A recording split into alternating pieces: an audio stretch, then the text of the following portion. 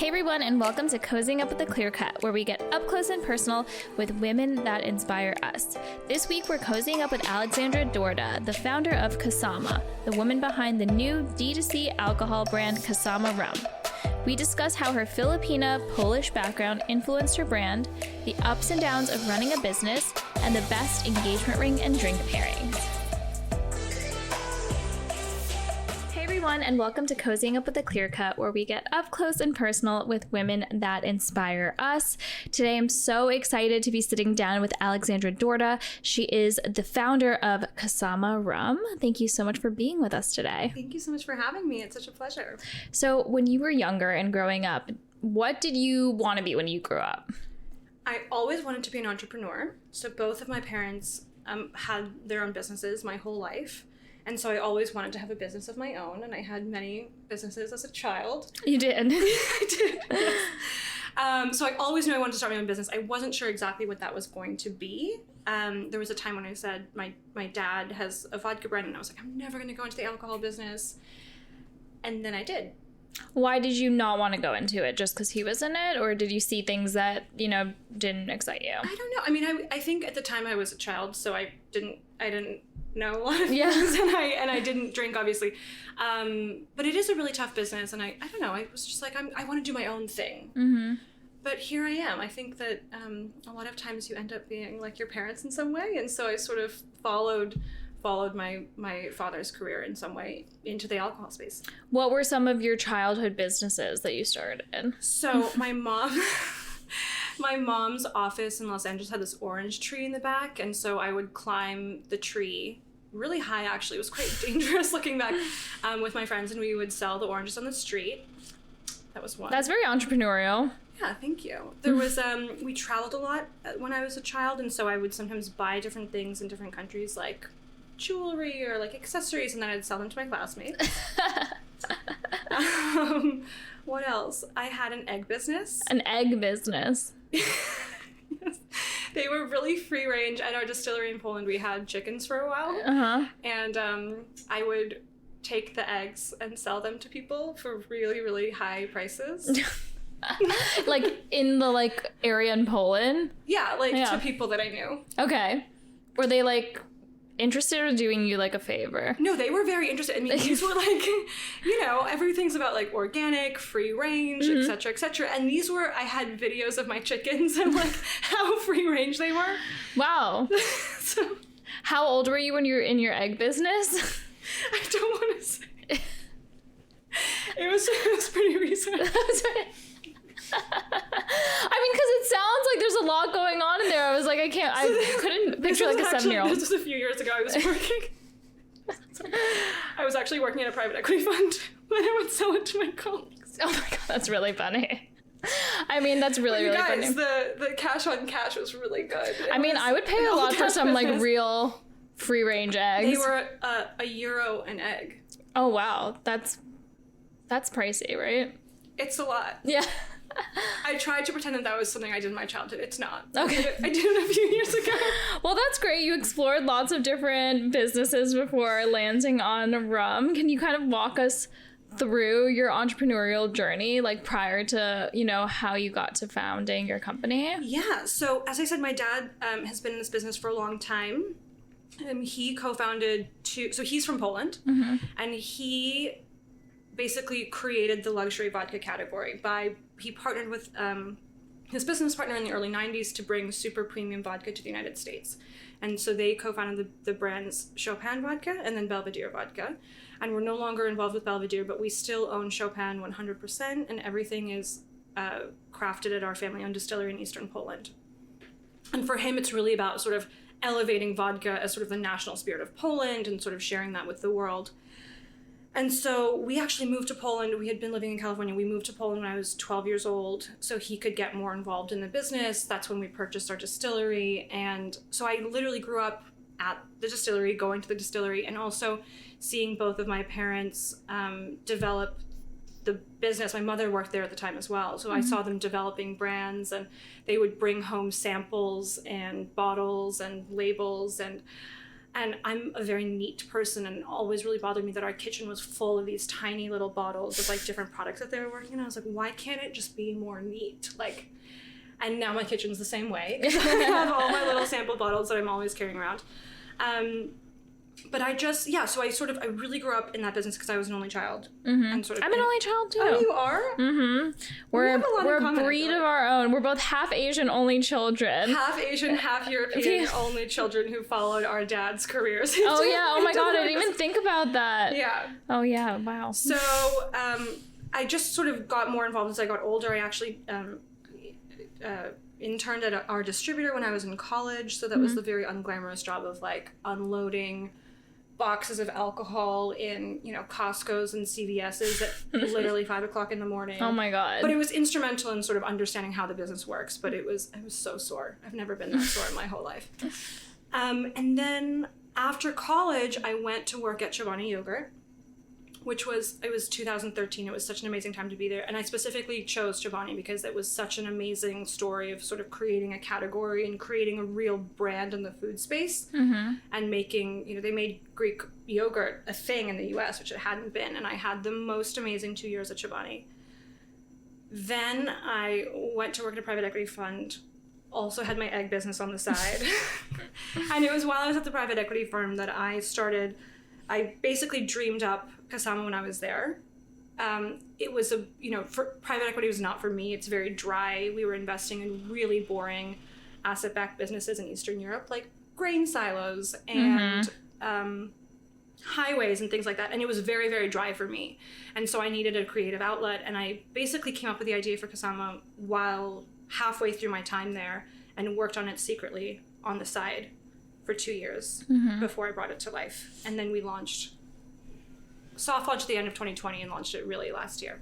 So how did the idea come to you to create, your rum company? Like, what inspired you? So it was a combination of things. It was, first of all, just having been in the industry for so long and observing spirits as a category from an inappropriately young age. I realized that the rum category, first of all, I loved rum, always loved a tropical cocktail, and I realized that the rum category was really lagging behind other categories. So it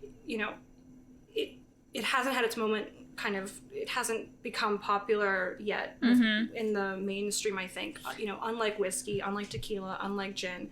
And I thought the reason for that was that it's very stuck on these nautical tropes, right? There are the captain rums and the sailor rums and the galleon ship rums and the parrot rums and the sea monster rums. And I was like, I just don't think that's not certainly speaking to me. And I don't think it's going to speak to a lot of people who are, in my social group or in my age group like that.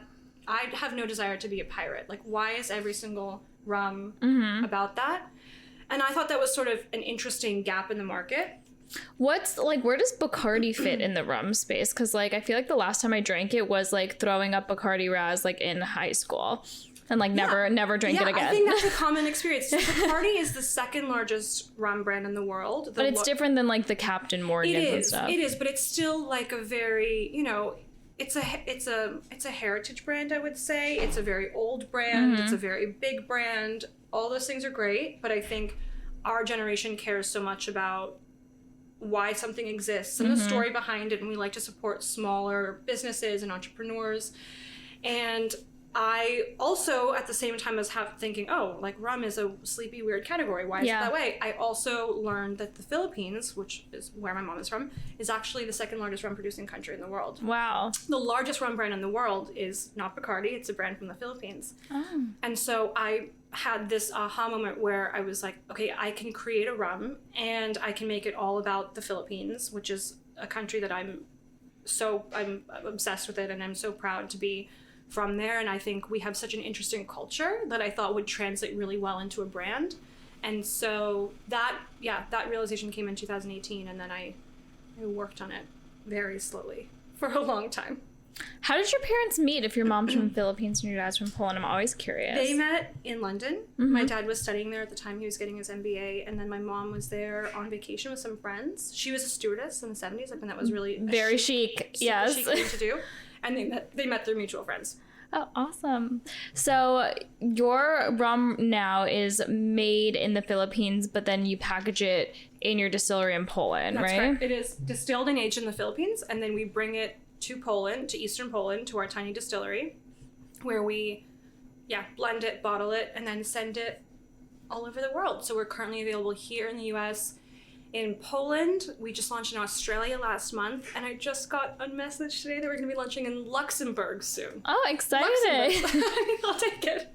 But I think you're so right. I never thought about it, but there are so many like cool, like small, like tequila brands, let's say, like that I see every single day launching up. But you're right, that rum category, and I love drinking rum and I think it's delicious, but there aren't many options for it. There aren't many options, and to me, when I was looking at the category and realized that it was all about this sort of nautical, very antiquated It's weird that it's a nautical thing. Yeah. Well, I think there is a lot. I think there is a strong history between the nautical industry and rum. Mm-hmm. But what's weird to me is that was the only thing that the rum category was talking about. And to me, it's like we look at brands like Away now, and we're like, oh my God, how obvious was it to make a luggage brand about travel? Yeah. Instead of, the specs of the suitcase, right? And I sort of thought there was that opportunity too. I was like, why is nobody doing a lifestyle brand about the beautiful tropical place that the rum comes from? That seemed incredibly obvious to me.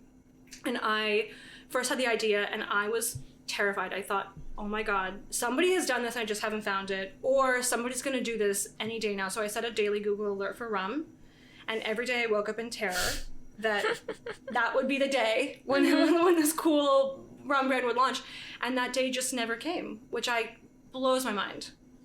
Besides like the branding, are there differences in terms of like taste that make it unique from other rum brands? Yeah, so rum is just like any other spirit, and it does have terroir based on the ingredients and based on the strain of sugarcane that you're using and the climate of that place. What a lot of people also don't know about rum is that sugarcane is native to Southeast Asia, actually, not to the Caribbean. And so we have some of the best sugarcane in the world in the Philippines. And so that combined with our tropical climate, the volcanic soil that we have, it leads to a super tasty rum that's also very approachable. It's very light. It's great for sipping, but also good for tropical cocktails. And to me, it's all about approachability and creating a rum that sort of brings people back into the category, people who maybe last had rum when they were in college in a horrible punch bowl. Yeah. And sort of makes them realize that it can be sipped, or it can be, consumed in a really simple and delicious cocktail. And yours is like a dark rum, right? It's a golden rum, I'd say. It is quite golden, and there are darker rums and then there are lighter rums, and we're sort of in the middle, and that was intentional to play to people who have both preferences. And what are some challenges you faced launching your business, being in the alcohol industry as a woman, anything like in particular that stands out? So many challenges. I think, first of all, people think that the alcohol business is very glamorous and very high margin. And it is neither of those things. So one thing is it's a lot of literally pounding the pavement and going from store to store with my little sample bag and like my sales sheet and trying to convince liquor store owners who've never heard of you that they should carry your brand. The margins are terrible because there's something called the 3-tier system in the United States, where a producer can only sell to a wholesaler can only sell to a retailer, so that's like a bar or a restaurant, and only they can sell to an end consumer. So there's no like direct to consumer alcohol. I don't want to say there's none. There are some local rules based on, for example, I think if you have a distillery in the United States, you can sell some amount to people who visit your distillery. But for the most part, as an imported spirit, no. Interesting. Yeah. I feel like that's ripe for disruption. I agree, except for it is a law. So that's the challenge there. Gotta lobby it out. Yeah, exactly. And there are lots of people who obviously want to keep this as a law. So that's another thing. And then also just there's so many big players in our industry, the Bacardis of the world. You're dealing with these large multinationals that have huge budgets, and I'm this tiny, tiny little thing, and so it's difficult to sort of make enough noise to get people to pay attention to you. And I would say that those are the biggest challenges that we face on a daily basis. What advice would you give to someone who is interested in like breaking into the alcohol or spirits industry? I would say you need to learn about it deeply. And I think one of the best ways to do that, like I said, for me was I interned at the distributor for a summer. And that was really, really eye-opening to understand what it is that they're facing, so that as a small brand, you can convince them to carry you, and you can understand what their day-to-day looks like as well. What it's like to, pitch your alcohol, in liquor store X that like literally wishes that you would leave. I think that's, something that people don't realize that it's like. So I would say definitely learn about the business, learn about the 3-tier system and all the regulatory environment. That's my biggest tip. So would you say it's easier to sell alcohol like outside of the US? In some places. So for example, in Poland, we don't have that. So my father's company, we have our own sales team, and we can sell directly to consumers, and we can sell directly to bars, restaurants, hotels, liquor stores, etc. So in a way that does make it easier, because I have people who come to me today and they're like, oh, I'm having a wedding and I love Kasama and I'd love to buy a bunch of cases from you for the wedding. And I'm like, that sounds great, but I actually can't sell it to you. It's not legal for me to do so. So it's really, it's frustrating, especially because it's a D2C world, so everyone thinks that you can buy direct. Yeah, of course. You cannot do that in our industry. So there's like tons of barriers to entry, at least like to entering the US market. So many, yes. Licensing issues, regulatory issues. There are very small things like in some states you're not allowed to pull samples of your own product. So I sometimes have to buy, if I want to give someone a sample, I will buy it at a liquor store. Oh my God. So I'm paying a lot of other people to get my, so it's very challenging and lots of barriers to entry for sure. Hey everyone, Olivia here. Hope you're enjoying our episode. Our Clear Cut collection features fine jewelry pieces inspired and designed with you in mind. Our collection is ever-changing, and each piece is handmade and made to order here in New York City. Don't forget to check it out and use the code COZY, COZY, for free shipping on any purchase. What do your parents think about you going into the alcohol and spirits business with them being in it? Did they are they like proud? Are they happy that you went into it, or did they not want you to go into the industry? I think both. Okay. I think both at different times. There was definitely a time when my dad was trying to discourage me from joining. Partially because I think he was worried that I just was doing it because of him, and that I wasn't necessarily interested in it on my own. But now that I'm here, I think that they are happy. Like I said, they're both entrepreneurs, and so that's a value that we really hold dear. And so I think that they're happy to see me on an entrepreneurial journey. My mom's really proud of me. She's great. She's one of my biggest cheerleaders, and both of them are super, super helpful to the business, and I'm very happy to be able to go to them for advice and support in various ways. What are some reasons you think like your rum has taken off and has had success and has broken into, the market so easily? Well, I don't think we've broken in so easily. To answer your question, I think it's two things. I think, first of all, it's just such a sleepy category. And so I think we've been able to get a lot of press around the fact that it's like something new and fresh in a really tired category.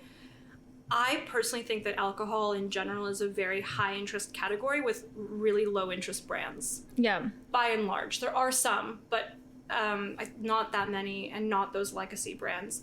So I think that's one. And the second thing is that, as a friend put it to me recently, Filipinos really show up for each other. And that's definitely my base. And it's so amazing to have this group of people, which is Filipinos all over the country, some of whom I've met, some of whom I haven't, who are very, very passionate about the brand. And they buy it, they share it on social media, they tell their friends, they connect me to business owners that they know. Like, I had someone reach out to me recently and she's like, Kasama's my favorite rum, I love it so much. Like, I have a friend who owns a bar in Brooklyn, you need to meet him, let me connect you. and this is someone I don't even know, right? So I think it's to have that built-in base of people has certainly made it a lot easier, and especially in those moments where I'm like, oh my God, this is terrible, and why did I do this? And I get, and then sometimes I get like a message being like, I love what you're doing, I love how you're representing our culture in this modern way, and it really keeps me going. And there's so many different, I think, like, so many different alcohol companies that have been popping up. A lot of them are like canned, like like sparkling wines or whatnot. What do you see the future of like the alcohol industry being? Because I feel like there have been these like major players that have like been there, and like that is what it is. And recently you've been seeing more disruption happening, more like new cool brands popping up in different categories. But what do you see happening in the next like couple of years? Yeah, it's a very interesting category because, like I said, it's full of these huge multinationals, but they know that they are not very good at innovation. And so what happens basically is there are tons of these small brands, and we're like battling it out. And then every now and then one of them gets acquired by these big companies, and the valuations are fantastic, but like it, those are very few and far between. And I personally think for the foreseeable future, it will continue to be like that, just because it's such an expensive industry in which to do business. So I think that for the foreseeable future, the multinationals will prevail. But for me, I think that there are so many opportunities as being a young woman in a very historically male-dominated industry. And, like Kasama, like there was such a huge gap in the market because, that's very natural. Men were creating brands that they identified with. Yeah. And I'm grateful because they left a gaping hole in the rum market that a 28-year-old who had done like, no formal business. I had formal experience, but I guess I had done no formal surveys or, consumer insight work. And I was like, this is so obvious to me. And I think that there are other categories in which that's the case. And so for me, my long-term plan is to keep launching brands that I think are interesting and exciting. And I basically just make brands for myself, and then I hope that other people like them as well. What's Kasama mean? Is there like a meaning behind the name? Yeah, it means together in Filipino. Together or companion. It's sort of about being together. And I think that really speaks to the ethos of the brand and what I love about the industry, which is at the best of times, alcohol brings people together. It's a celebration. It's very fun. So it means together, and it speaks to that ethos of conviviality. And of course, like being a female entrepreneur in such like an established male dominated industry, of course there are like challenges, but have you found any benefits to being someone like new and fresh, or have there been like more barriers to entry than benefits? There are both. First of all, I'm not very sensitive in some ways, so I think there are a lot of weird comments that you can get, and lots of times where I'm the only woman in the room. And to me, I'm personally fine with that. I think because I grew up in the industry, like it's just normal to me. But no, I think the benefit is just what I said. It's like, thank you so much for leaving the rum category as it was. And I'm planning to do a whiskey next. And I'm like, again, thank you so much for leaving this opportunity. There is room in the whiskey market for sure. Yeah. Yes. So what is your plan for the next 5 to 10 years? Like, what exciting things can we be seeing from you, and what that you can share with us? Yeah. So my plan is to keep launching brands. I don't have sort of specific dates in mind. The whiskey I do plan to launch at the end of this year. And then I have a lot of other brands. I have a portfolio of brands in my mind. So I have another rum brand in my mind. I have another whiskey brand in my mind. I have a gin brand. I have a sort of sparkling like RTD in my mind. And my problem is that I come up with them too often and then get really excited and then have a hard time concentrating. So I think it's going to be some version of launching more brands that I hope will be disruptive in their respective categories and be, exciting to a younger generation. And just like alcohol from the Philippines can kind of bring up like memories or feelings. So can jewelry. Yes. So this is my transition to jewelry. I think that jewelry is like really special too, similar because you can have a lot of like sentimental and emotional meaning behind pieces. So is there like a specific piece of jewelry that is extra special to you, and why? Yes, it is these earrings that I'm wearing. Mm-hmm. My mother always had, she's very practical and she doesn't wear a lot of jewelry, but she always had diamond studs every day. And then when I was 25, she gave me these ones because she got nicer, better ones. Yeah. But, so were those hers? These are hers. Okay. So she wore them for a long time and I really wanted them. And then when I was 25, she gave them to me. And it was a present to me, but it was really a present to her. Yeah.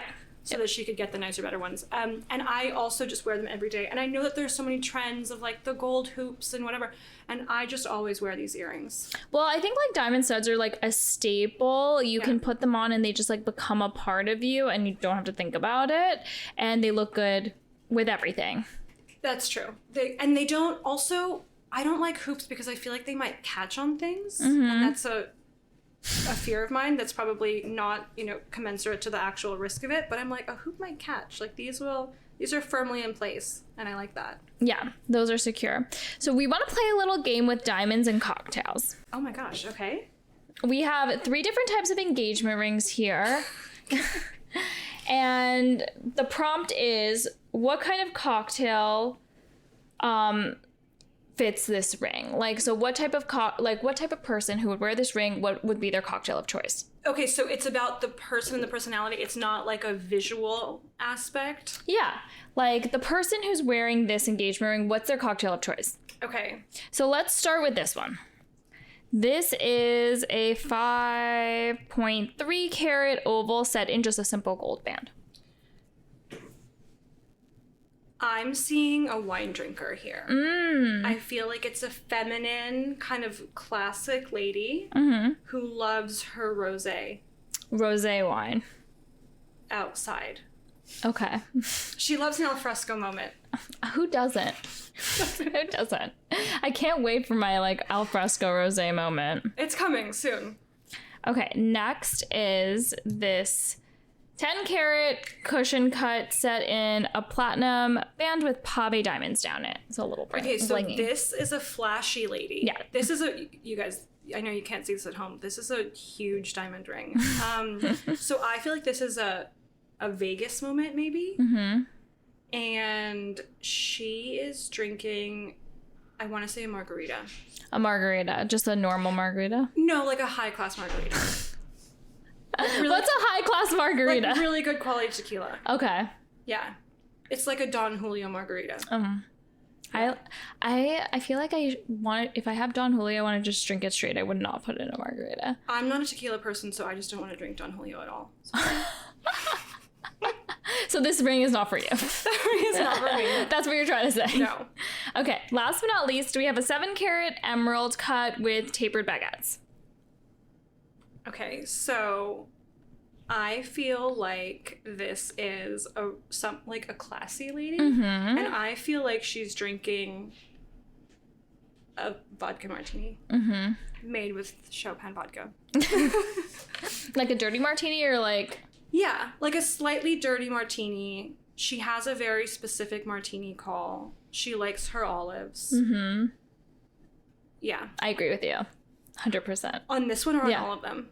Definitely on this one. This is like what about the other ones? Yeah, I could see it. You disagree. I totally agree. I feel like this one could even be like a daiquiri in Vegas or something. But do you feel like a daiquiri says Vegas? Like a daiquiri is more Miami. I guess. Or like, no, you're right. But I totally agree with that one. Awesome. Thanks for playing. What's your favorite drink of choice? Depends where I am. So love, like I said, love a tropical cocktail. I love Kasama. I love a classic daiquiri in Miami. Okay. Or anywhere else. Or I like a Filipino, I call it a Filipino daiquiri. So instead of lime, it's this Filipino citrus called calamansi. It's better than lime. Super tasty. Gotta try it. Or a Chopin vodka martini, obviously. Slightly wet, so like a little bit of vermouth shaken with a twist. That's very specific. It is very specific. Perfect. So let's see, what other questions do I have? I think we answered everything. If you could wear one piece of jewelry for the rest of your life and drink just one drink for the rest of your life, what would it be for both of them and why? So it would be these earrings. Yeah. For the reasons that I explained earlier. Just I'm very classic, and partially because I think that there's better value for money in that. You know, I'm not like a trendy person because I'm like, this is going to go out of style. So Yeah. diamond studs I feel like will never go out of style. So that's why. And then if I had to pick, I can only pick one. Only one. I feel like you're asking me to like pick which parent I love more. Okay, 2. So it would be what I said. It would be a Kasama Rum Filipino daiquiri and a Chopin vodka potato. Okay, so we'll give you 2 just depending on the vibe and the mood. Depending on the vibe and the mood. Am I in a city location or am I in a tropical location? Right, you're not going to drink a martini like on the beach, On the right? beach, No, no. you can't do that. But that's I dwell in the cities, but I want to be on the beach. So it's a dichotomy. I agree, totally. Yeah. Awesome. Well, this was so much fun. I can't wait to try some Kasama. Next time I'm out, hopefully I can order it and get. Yeah, you can. And tell everyone where we can follow you, where we can follow your journey, and Please follow me on Kasama Rum, or rather at Kasama Rum on Instagram. Obviously, we have a website, kasamarum.com, where you can find the store nearest you. Yeah, so please follow me. We're having a good time on social media. It's a very tropical vibe. I can't wait. I'm so excited for the summer and to drink my Kasama Rum. Yeah. Thanks so much for being with us. Thank you so much for having me. This was so much fun. What a great conversation. What engagement ring and drink pairing is your favorite?